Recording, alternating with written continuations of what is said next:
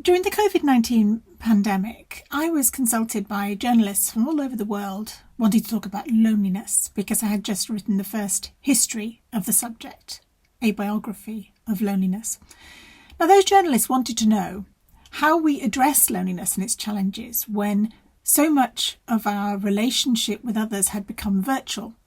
The pandemic meant that we replicated on the screen the things that we were doing in real life. And often those sorts of relationships online were not satisfying in any sort of emotional or ritualistic way.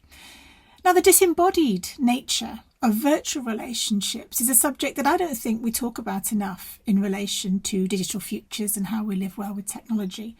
We are social animals, and our sensory experiences like touch and smell and taste, alongside sight and hearing, are ways that we are used to communicating with others. My work on loneliness has highlighted the ways in which the material culture with which we surround ourselves is critical for understanding our mental health and our relationships. The emotional language that we use has implicit metaphors. The warmth of human contact, the coldness of others, are echoed by our material culture.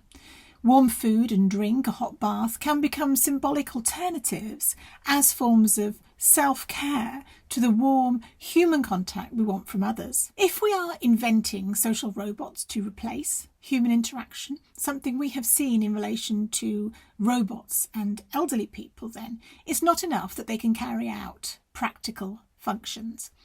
Elderly people have been shown to get far more emotional satisfaction from a cuddly toy than a physically hard, cold robot, no matter how communicative it is.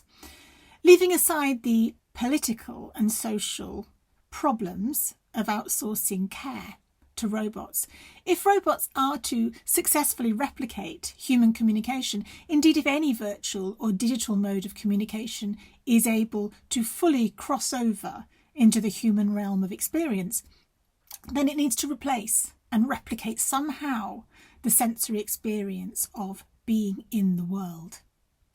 As social and communicative animals, it is being in the world, in our bodies, that gives us meaning.